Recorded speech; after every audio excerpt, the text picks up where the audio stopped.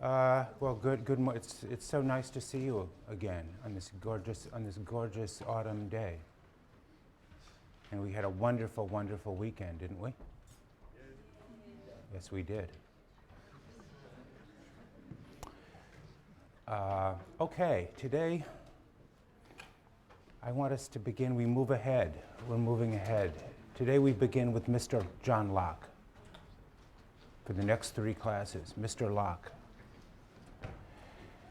It is hard to believe that a little book like this, in this not terribly distinguished edition, mind you, but nevertheless in this edition of just over 100 pages, that a book of this length could have such world-shaping effects.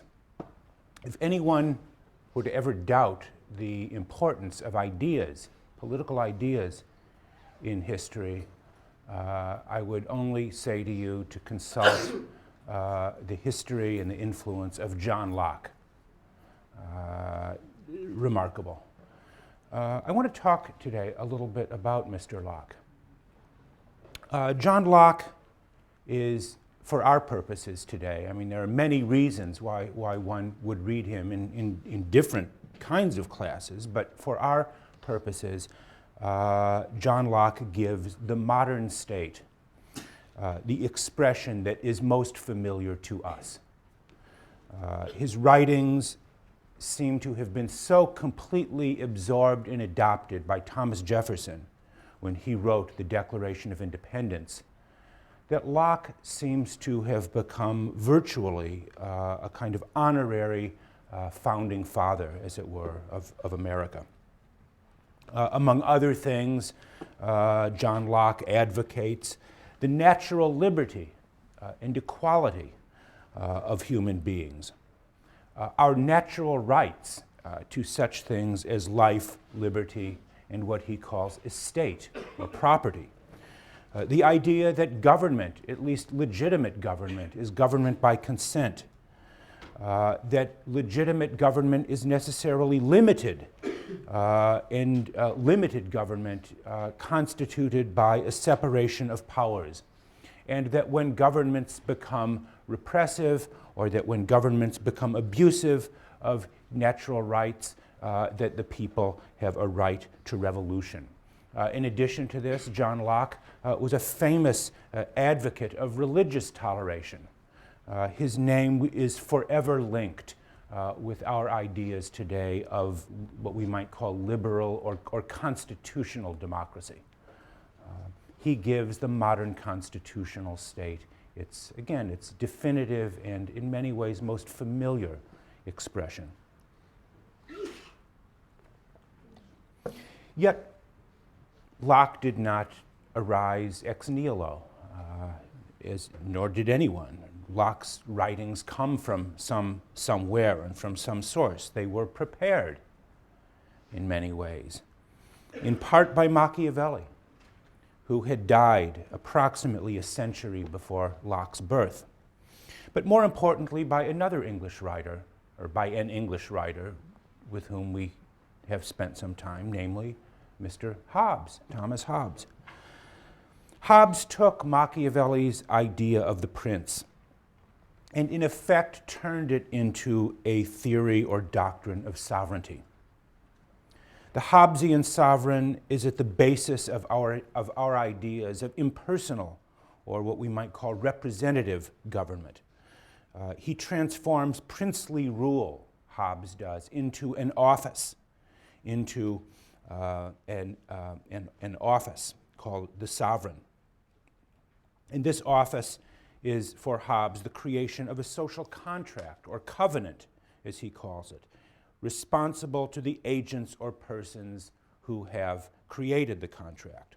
Hobbes had taught that the sovereign is representative of the people who create his office in order to ensure peace, justice, and order. Without the power of the sovereign, we would find ourselves in a condition of nature, a state of nature, a term coined by Hobbes to indicate a world without civil authority, or at least with only weak civil authority unable to enforce common rules and laws. Hobbes gave voice to the doctrine of secular absolutism, one that invests the sovereign with absolute power to do whatever is necessary to ensure, again, the rule of law, justice, and political stability.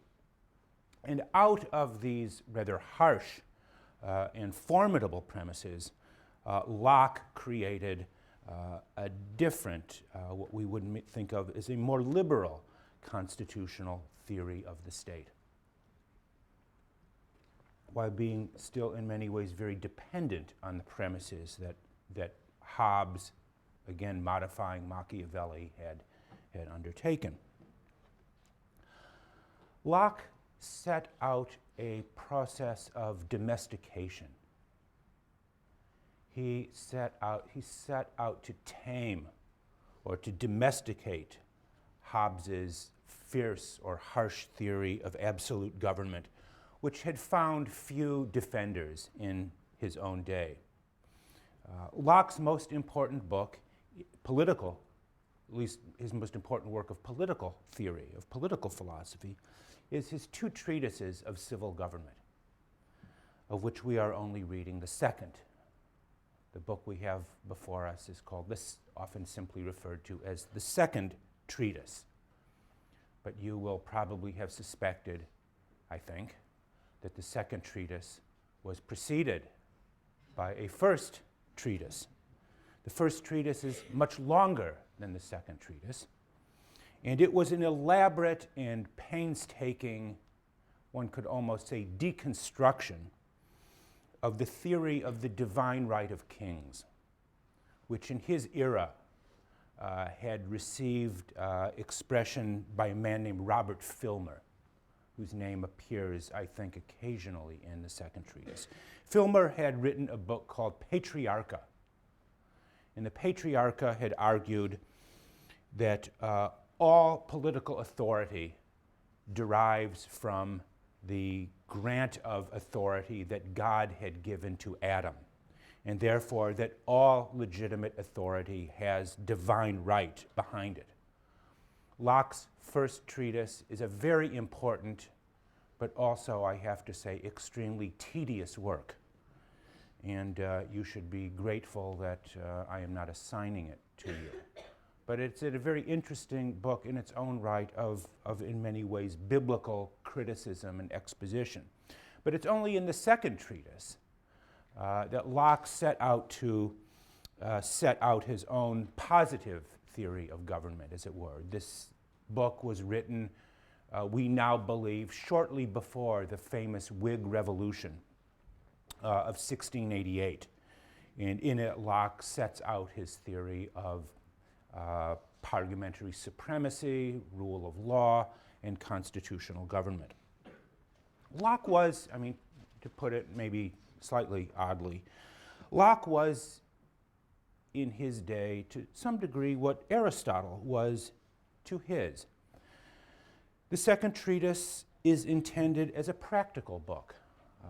It was a book addressed not so much to the philosophers of his age, but to Englishmen, written to them in the everyday language of their time.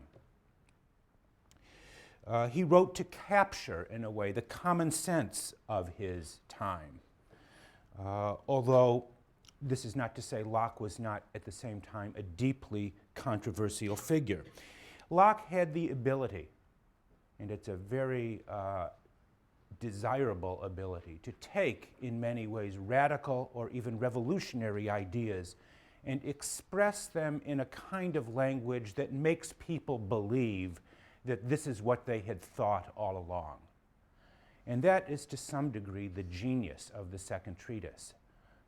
In many ways, that is easier for us because Locke's language has become for us the kind of, I would almost say, common sense or shorthand language for the way we think about politics. And it was, again, a mark of his genius to be able to create that language and give it a stamp that seemed to make people believe that this is what they had simply been thinking all along. Locke was himself a deeply political man. But he was also, at the same time, as I've just been hinting perhaps, a very reticent one. He lived in a period of intense religious and political conflict. He was just a boy in school when a king, Charles I, was executed. And he was an adult when another king, James II, was overthrown and forced into exile. Locke lived, he was a younger contemporary of Hobbes, but he lived in a period of immense civil conflict and war. Locke spent many years at Oxford, where he was both a student and a fellow, and he was suspected throughout much of his time there of harboring radical political sympathies. But he was so cautious and careful in expressing them that after many years, even those closest to him were unclear as to what his opinions were. The master of Locke's own residential college at Oxford, Balliol College, described Mr. Locke as the master of taciturnity. A master of taciturnity, because he could not discover through questioning and so on Locke's opinions on religious and political matters. Just think of that. There used to be a very wonderful bust of Locke in the lobby of the British Art Center. And I used to recommend to students when they were down in that part of campus to stop in and look at his face, because as with Machiavelli and others, the face is very revealing. And I used to ask people to see, do you detect in here the sense of the master of taciturnity that was so that his college master had discussed. Locke was a private secretary and a physician to a man named Anthony Ashley Cooper, later known as Lord Shaftesbury. Shaftesbury had a circle, the Shaftesbury Circle of political followers who were opponents of the monarchy and who were forced into exile in 1683. Locke followed them into exile. He spent several years in Holland in 1683 before returning to England, again shortly before the Whig Revolution, where his book, The Second Treatise, was published, and where he lived until his death in 1704. Just 2 years ago, in fact, Yale at the Beinecke Library held a major conference in commemoration of the 300th anniversary of the death of Mr. Locke. So those are a few things about his contributions and his context. I want to begin today, the substantive part of this talk, by focusing on the theme that in many ways forms the central core of Locke's political doctrine, his theory of natural law.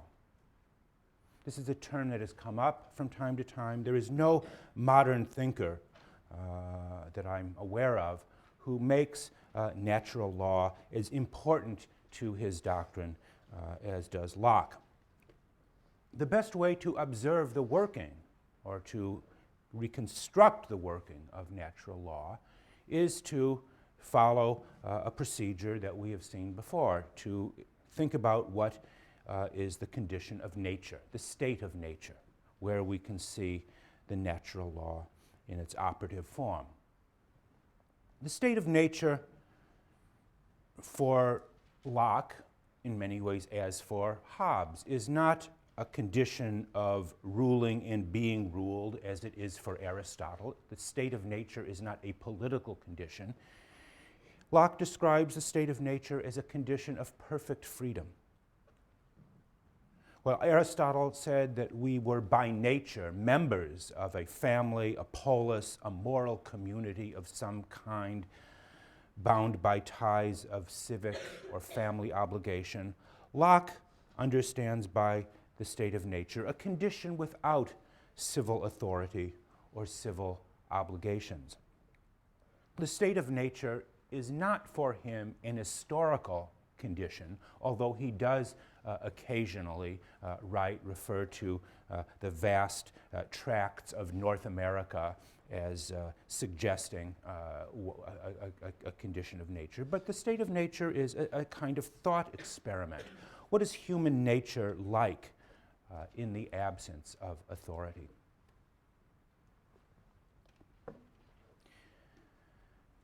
The state of nature, Locke suggests to us, is not an amoral condition as it was for Hobbes. It is not simply a condition of war of all against all. The state of nature, he tells us, is in fact a moral condition.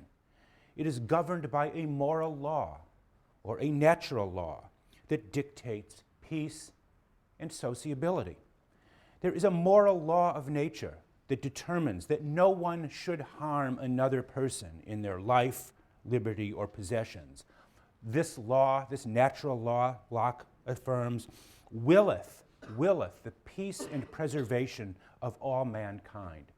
So the natural condition for Locke is a moral state, one in which a natural law, again, dictates the peace and preservation. It is not a war of all against all. Locke's natural law in some ways seems like a very traditional form of moral law, familiar to readers of his time, readers who would have been familiar with the natural law tradition going back to Cicero, the Roman Stoics, St. Thomas Aquinas, and in Locke's own day, an important Anglican divine by the name of Richard Hooker. Locke's theory of moral law or natural law sounds comforting and traditional, and to some degree it is. All civil authority has its foundation in a law of reason that is knowable by virtue of our rational capacities alone. The law of nature declares, according to Locke, that we are all, in his famous term, the workmanship of one omnipotent and infinitely wise maker. And as products of divine workmanship, we ought never to harm anyone in their lives, liberties, or possessions. Locke, again, seems to effortlessly weave together the Stoic tradition of natural law with these Christian ideas of divine workmanship into one seamless whole. You can see the way in which Locke's rhetoric here, in his writing, brings together different strands of the philosophical and theological tradition, weaving them together in a kind of effortless whole almost. Do not be simply seduced by this. Because even within, why do I say that? Because even within the same paragraphs, Locke's natural law, the law that again mandates or dictates peace and preservation of all mankind, turns into a right of self-preservation. From the beginning, you have to say it is not altogether clear even whether the natural law is a theory of moral duty, duties that we have to preserve others, duties and obligations, or whether it is a theory of natural rights that mandates that the highest priority be given to individual self-preservation and whatever is necessary to achieve the preservation of the individual. The state of nature is a condition without civil authority. The law of nature, in other words, has no person or office to oversee its enforcement or its application. So the state of nature that he once describes, or early describes in the book, as a condition of peace and mutual distrust, quickly degenerates into a condition of civil war or of war, where every individual serves as the judge, jury, and executioner of the natural law. The state of nature quickly becomes a Hobbesian condition of essentially every man for himself. Consider the following passage in section 11 of the second treatise. The damnified person, Locke writes, someone who has been mistreated in the condition of nature. The damnified person who's been injured or mistreated has this power of appropriating to himself the goods or services of the offender by the right of self-preservation, as every man has a power to punish the crime to prevent it being committed again, by the right he has of preserving all mankind and doing all reasonable things he can in order to that end. In other words, if you feel or if you have been wronged or feel you have been wronged in the individual, in the state of nature, you have, according to the natural law for Locke, the right to, as he puts it, appropriate to yourselves the goods or services of the offender. And you have that to take from them their goods, their property, their services in some way, whatever you feel appropriate as, again, the person who has suffered some kind of wrong. Every person becomes, as it were, judge and executioner of the law of nature. The fundamental law of nature, Locke says here, is the right of self-preservation. And this states that each person is empowered to do, again, whatever is in his power to preserve him or herself. Again, consider the following in section 16. And one may destroy a man who makes war upon him, may destroy another who makes war upon you, or has discovered an enmity to his being for the same reason that he may kill a wolf or a lion, because such men are not under the ties of the common law of reason. They have no other rule but that of force and violence. So also they may be treated as beasts of prey, those dangerous or noxious creatures that will be sure to destroy him whenever he falls into their power. Listen to that language.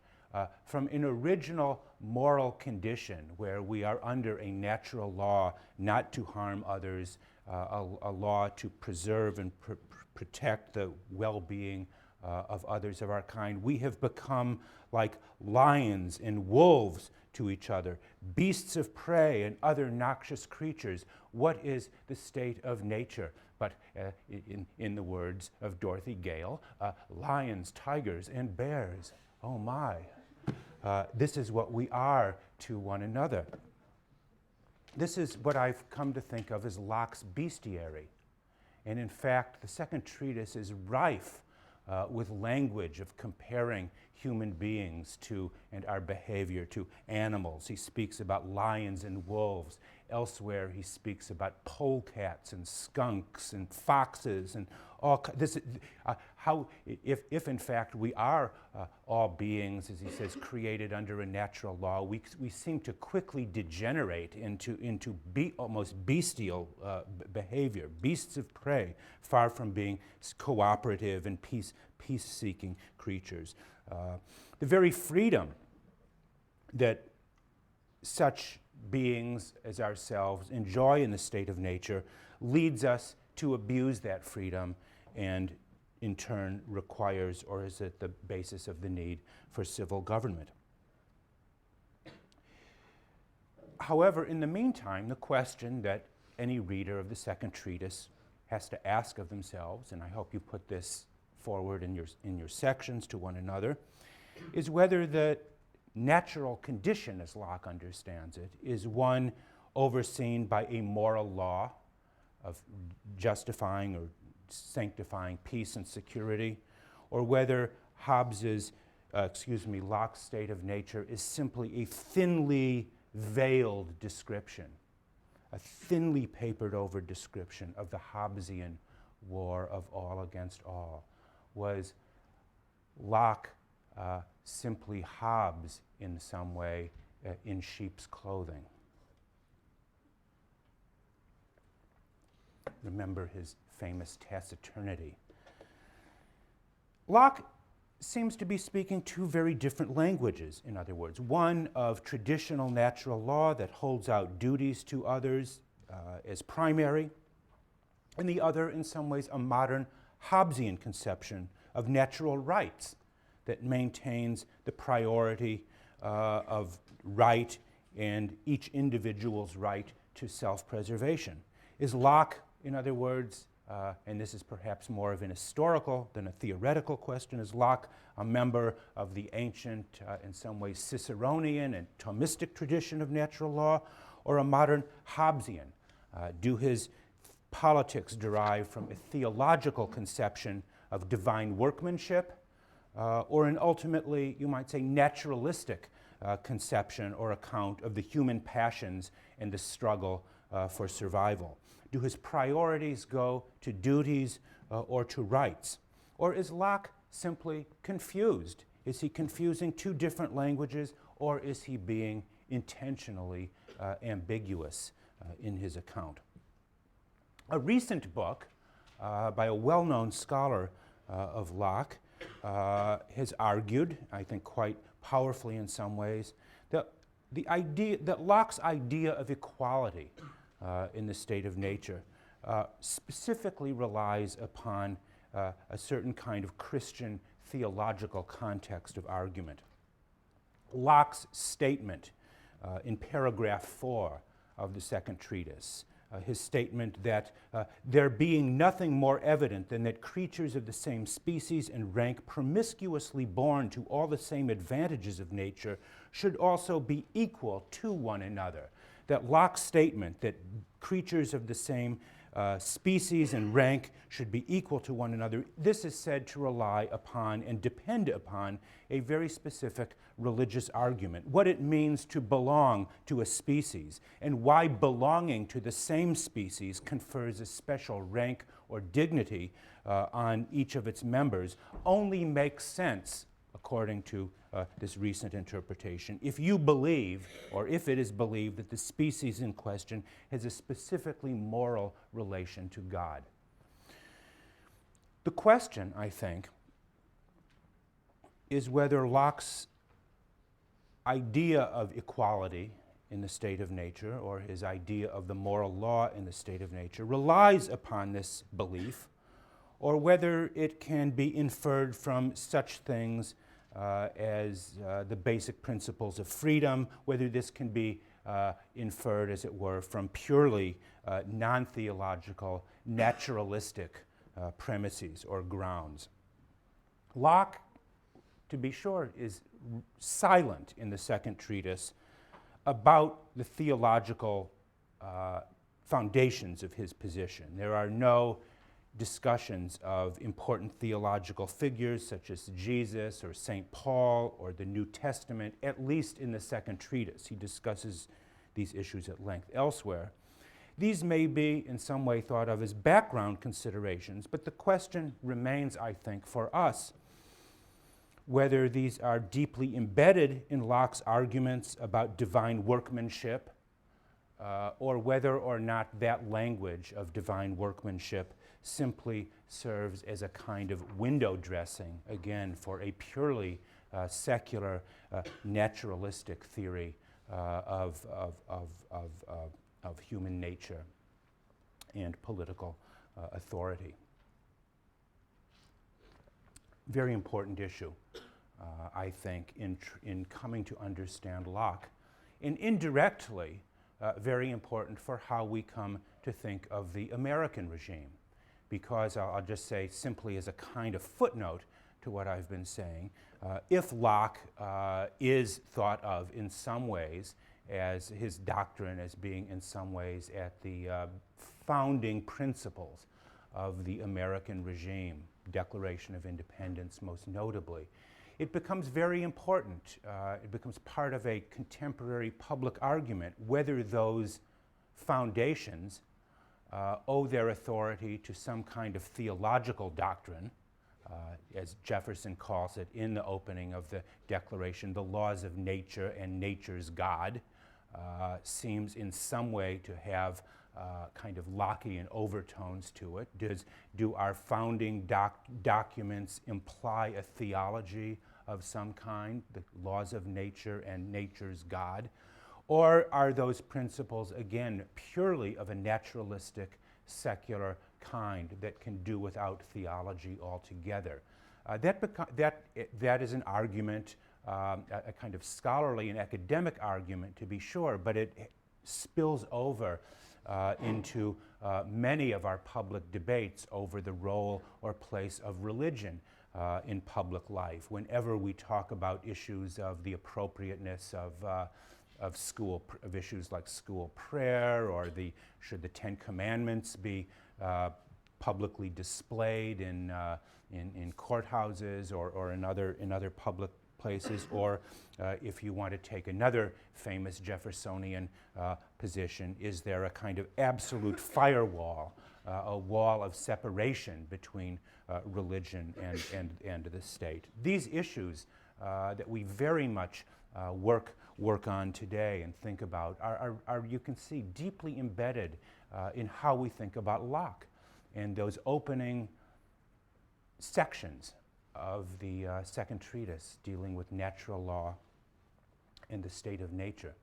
So you can see again how these ideas penetrate deeply into the marrow of our public or political culture. Are we so different? Have we become so different? Will people living 300 years from now think of us as so different, and our public debate so different from those that animated the public issues in the time of John Locke? Maybe not. Maybe we aren't that different. So, okay, enough for contemporary. Let me go back to Mr. Locke.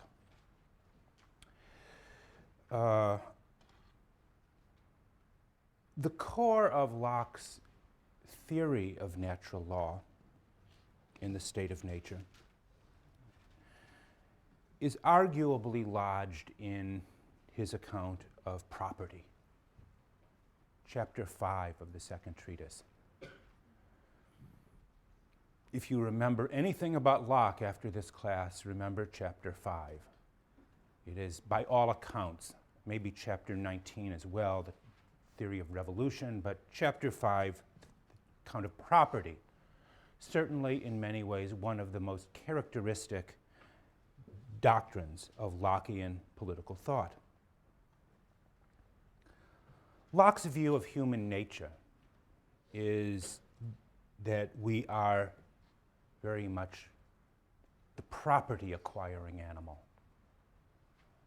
Aristotle had said we were political by nature. Locke says we are property-acquiring beings. Our claims to property derive from our work. The fact that we have expended our labor, our work on something, gives us a title to it. Labor confers value and is the source of all values. The state of nature is a condition, he tells us, of communal ownership, what Karl Marx would have called primitive communism. The state of nature is given to all men in common, Locke says. It only becomes, parts only of it become private property only when we add our labor to something. Let me read a famous formula in from sections 27 and 28. Every man, Locke says, has property in his person. This nobody has any right to but himself.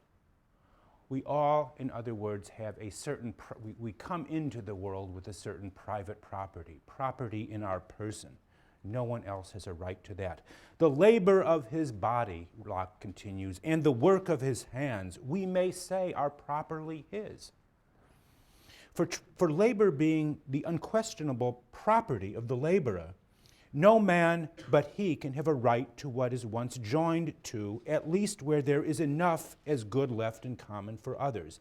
That labor, Locke says, puts a distinction between him and the common. That added something to them more than nature, the common mother of all, had done, and so they become his private right. So we have moved here in this one paragraph from the state of nature, which he says is common to all, to a condition of rudimentary private property, which we have in our body, our person, which he says also includes the labor of the body and the work of the hands, how we expend our activity. That labor, he says, which puts something between us and the common, becomes the source of ownership of things around us. And that ownership then in turn becomes a right. So they become, he concludes there, his private right, the source of a right to property. The natural law, as Locke seems to be saying, dictates a right to private property. And it is to secure that right that governments are ultimately established.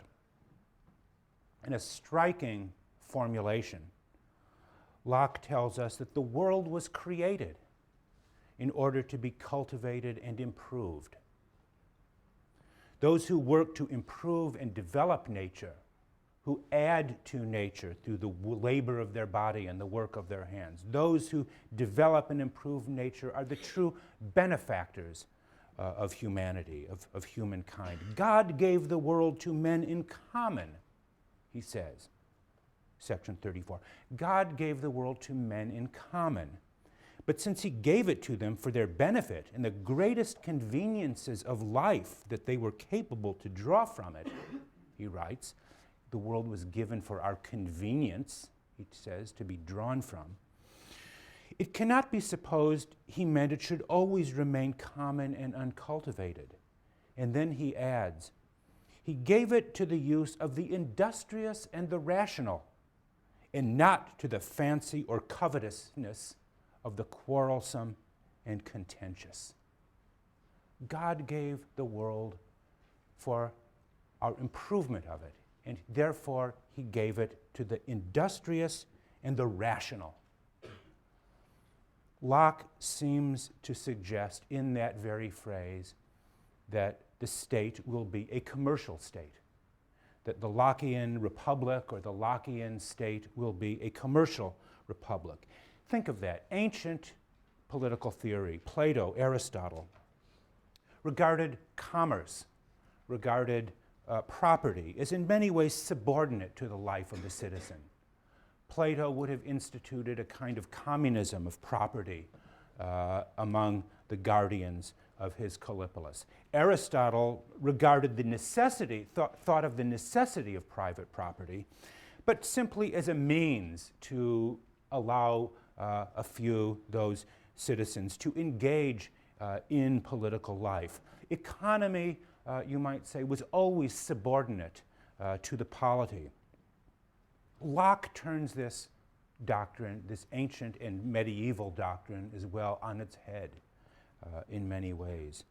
The world belongs to the industrious and the rational, those who through their own efforts, through their labor and work, increase and enhance the plenty of all. It is only a relatively short step from John Locke to Adam Smith in that respect, the great author of The Wealth of Nations, again about a century after, just under a century after Locke's second treatise. For Locke, and let me just go on a little more about this, there are no natural limits to property acquisition, and this is in a way the essential point. The introduction of money or coinage into the state of nature, issue I'm not going to talk much about here, but that becomes an important moment in his chapter 5, in his account of the state of nature. The introduction of money makes unlimited capital accumulation not only possible, but even a kind of moral duty. It becomes our duty to enhance and work upon the raw materials of the natural world around us. By enriching ourselves, we unintentionally work for the benefit of others. Consider the following remarkable sentence. A king of a large and fruitful territory in America, he says, feeds, lodges, and is clad worse than a day laborer in England.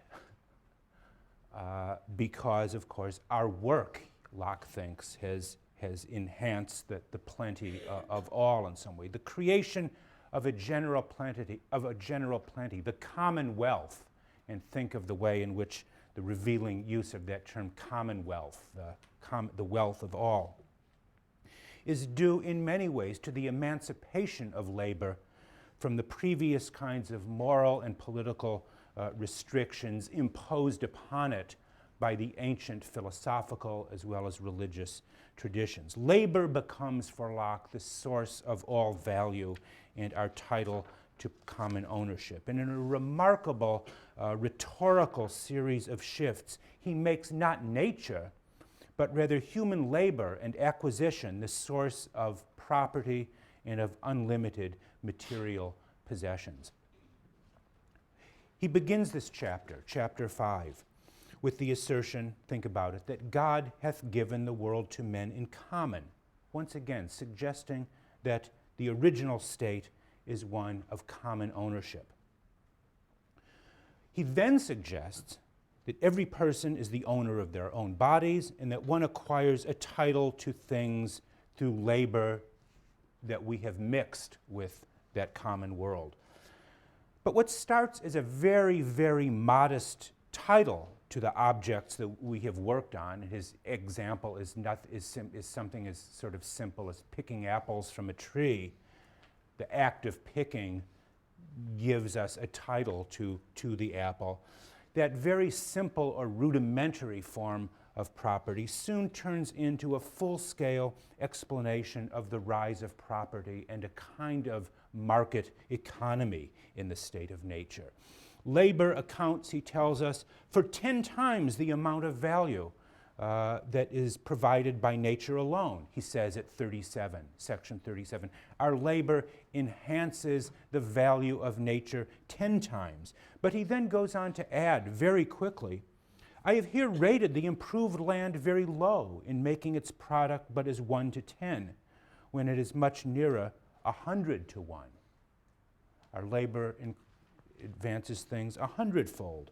Shortly later in section 43, he says that the value of anything is improved 1,000-fold due to labor. Again, what began as a fairly rudimentary discussion of the origins of private property at the beginning of section 5, chapter 5, limited by the extent of our use and spoilage, has by the end of that same chapter, you might say, morphed into an account of large-scale ownership with considerable inequalities of wealth and possession by the end of chapter 5. There appears to be almost a direct link between Locke's dynamic theory of property in chapter 5 and James Madison's famous statement in Federalist Number 10 that, as Madison says, the protection of different and unequal faculties of acquiring property is the first object of government.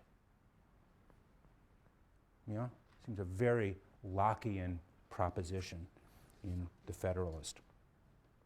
Locke gives, in other words, to commerce, to money-making, to acquisitiveness, a kind of pride of place and a sort of moral status, you might even call it, that it never enjoyed in the ancient and medieval worlds. The new politics of the Lockean state will no longer be concerned with glory, honor, thumos, virtue, but Lockean politics will be sober, will be pedestrian, it will be hedonistic, without sublimity or joy. Locke is the author of the doctrine that commerce softens manners, that it makes us less warlike, that it makes us civilized, something that reaches its, you might say, highest expression in the 20th chapter, or the 20th book of Montesquieu's Spirit of the Laws. Commerce does not require us, for Locke, to spill blood or risk life. It is solid, reliable, thoroughly middle class in some ways. Locke is, again, the great author of the idea that the task of government is to protect not just the rights of property, but the right to acquire and build upon the property that we already own. So I want to end on this note and begin on Wednesday talking a little bit about what we might call John Locke and the spirit of capitalism.